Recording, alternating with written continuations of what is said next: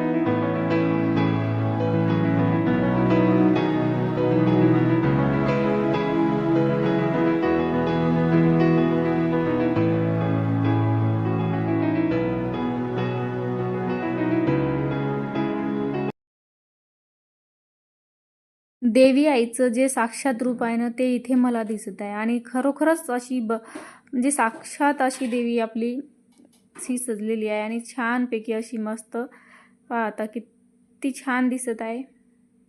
आणि पूजाच्या ठिकाणी कलशाची स्थापना करतो, यानंतर आपण घटाची स्थापना सुद्धा करत असतो किंवा देवीच्या मूर्तीची जरी स्थापना करायची म्हटली तरी ती कलशाची स्थापना केली जाते आणि यामध्ये असणारे पाणी हे शीतल आणि स्वच्छतेचं प्रतीक असे मानले जातात। तर कलशामध्ये सगळ्या नद्याचा वास असतो असेही म्हणतात। जेव्हा कलशामध्ये जे नॉर्मल पाणी टाकतो ना ते स्वच्छ आणि शीतळ असलं पाहिजे। तुमच्याकडे गंगाजल असेल तर तुम्ही गंगाजल सुद्धा टाकू शकता। तर आता इथे मी माझी देवी फार खूप छान सजलेली आहे आणि मी तिला स्थान देत आहे। पहिला आपण जेव्हा आसनावर ठेवतो तेव्हा तांदळाने अष्टदल कमल काढून घेतलं आहे खाली आणि त्याच्यावर मी देवीची स्थापना करत आहे। तर तुम्ही इथे बघू शकता की देवी आई आपली स्थान पण झाली आहे। तर इथे खोबऱ्याचा प्रसाद आणि त्याच्यामध्ये गूळ असं ठेवून देत आहे आणि तुम्ही ही पूजा करताना दुर्गा देवीचं पठण करू शकता किंवा दुर्गा देवी सप्तशती पाठ अशी म्हणू शकता। त्याचं पुस्तकच असते, ते असेल तर तुम्ही ते पण करू शकता। तर इथे काय झालं की घाईमध्ये लक्षातच नाही राहिलं की देवीचं आपण ते जे गळ्यातलं असतं ना ते टाकलंच नाही आहे। तर इथे मी कलशाला हलवलं नाही आहे, पण ते थोडंसं गजरा वगैरे काढून हे हार टाकून घेत आहे। आणखी पूजा मांडणी बाकीच आहे आपली भरपूर सारी। तर हे म्हणलं पहिले मांडून घ्यावं आणि हार टाकले ना इतकी छान दिसत आहे ना, असं खुलून येत आहे सर्व काही देवीचं रूपच। तर देवी आई आपली अशी तयार झाली आहे मस्त।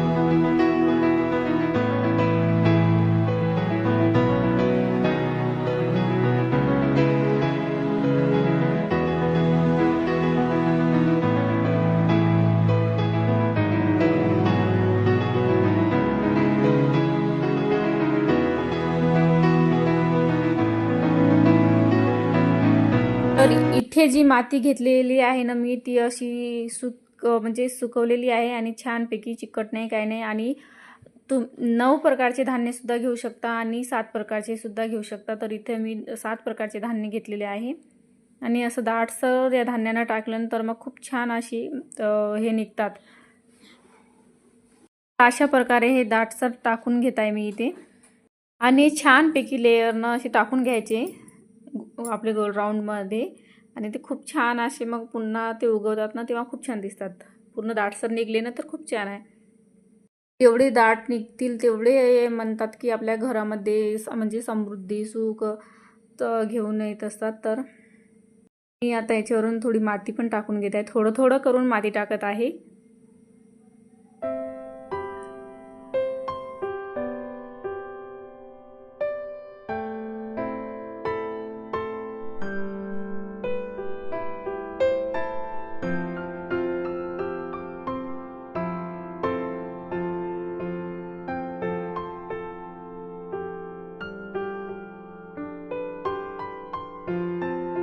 तर इथे मी या मटक्याला कलावा बांधून घेत आहे आणि कलाव्याचे 5 वेढे इथे मी या मटक्याला 5 वेढ्यांनी बांधून घेत आहे। तर अशा प्रकारे तुम्ही इथे पाहू शकता।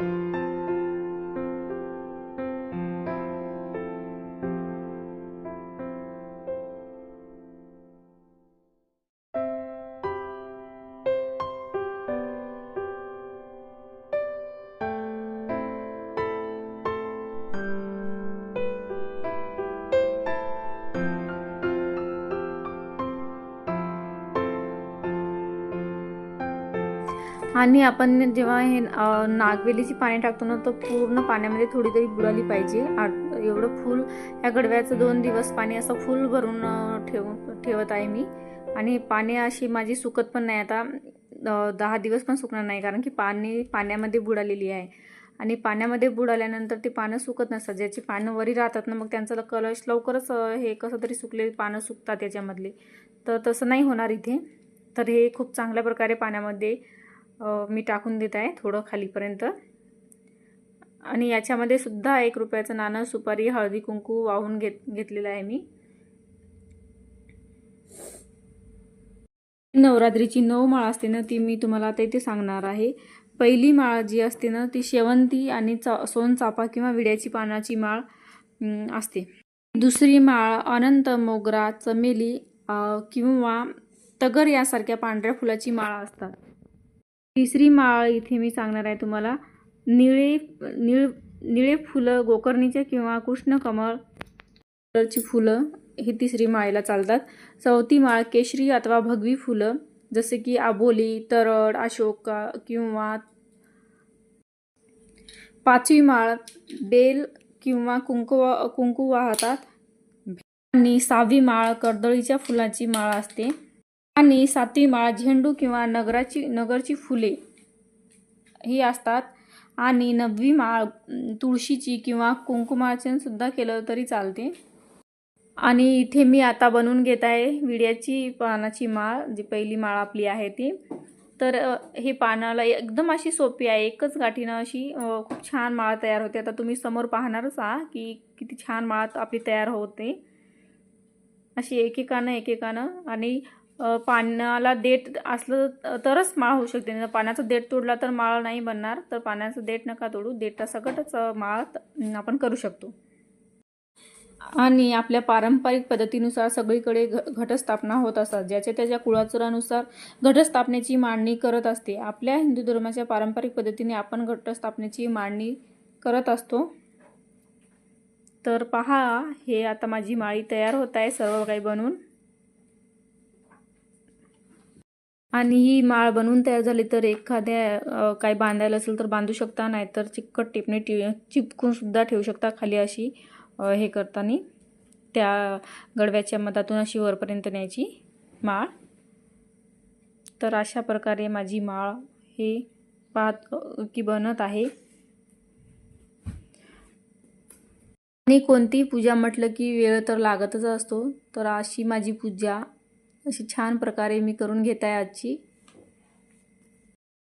तर कुठे कुठे नाही का की ते दुर्डीमध्ये सुद्धा हे मातीचं थर असं सजवलं जातो आणि ते माती दुर्डीमध्येच उगवतात. तर आता आमच्याकडे ताटामध्येच हे करतात, तर मी ताटामध्येच केलेलं आहे. आणि कुठे जे कोणत्या म्हणजे सगळ्यांच्या वेगवेगळ्या प्रथा असतात ना, म्हणून त्यांच्यानुसार ते त्यांचं पद्धतीनुसार करतात. तर ही माझी आमच्या पद्धतीनुसार आणि सोपी पद्धतीनुसार मी मांडणी केलेली आहे पूजेची.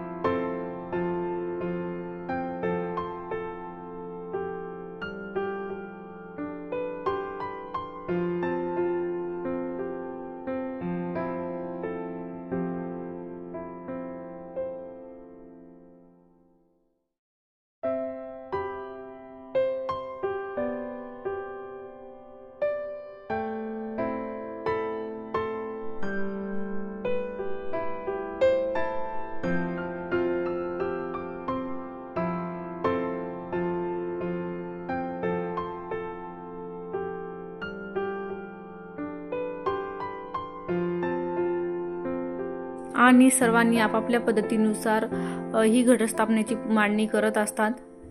तर ही माझी सोपी आणि साधी पद्धत आहे. हे माळ माझी बनवून तयार करून घेत आहे मी आता. आणि माळ तिथून मी या कशाच्या वरून तिथं भिंतीवर मी चिपकवणारच आहे टेपने, कारण की तिथं आता बांधायला काही नाही आहे.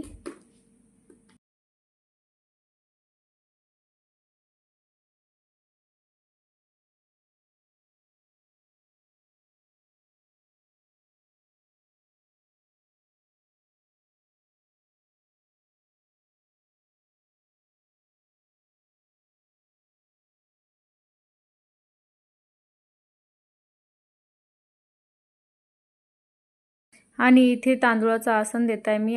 तांदळाने छोटूसा अष्टदल कमल काढून घेत आहे आणि आता मी याच्यावरती या आसनावरती घट स्थापना करून घेत आहे। हे घट अशा प्रकारे हळूसार उचलून आणि इथे मी ठेवून देत आहे। हाच दिवा मी अखंड दिवा म्हणून लावणार आहे। आता मी त्याच्यामध्ये अखंड दिवाच लावलेला आहे, अखंड दिवाचीच वात आहे त्याच्यामध्ये। तर आता इथे अष्टदल कमल काढून खाली दिव्याची स्थापना मी करणार आहे।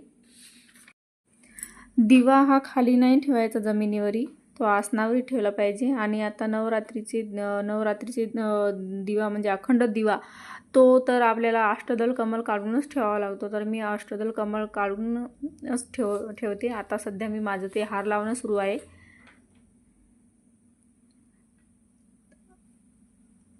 ते मी तुम्हाला समोर दाखवणारच आहे की तो कशा प्रकारे ती हार अशी किती छान दिसते ती।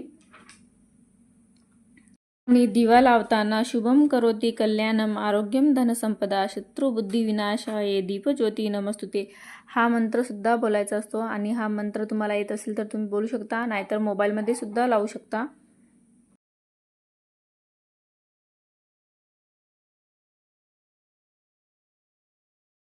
तर इथे तुम्ही समोर पाहू शकता की ती आपली जी माळ आहे ती कशा प्रकारे दिसत आहे।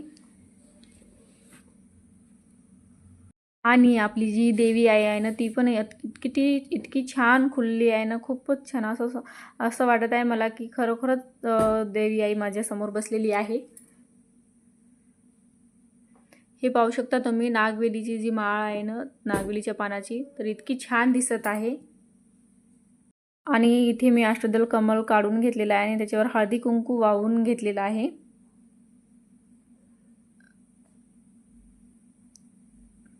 अष्टदल कमल म्हटले की उभ्या रेषा आणि खाली एक रेषा म्हणजे 4 रेषा आणि मग तिरप्या रेषा म्हणजे 8 रेषांचा अष्टदल कमल असतो।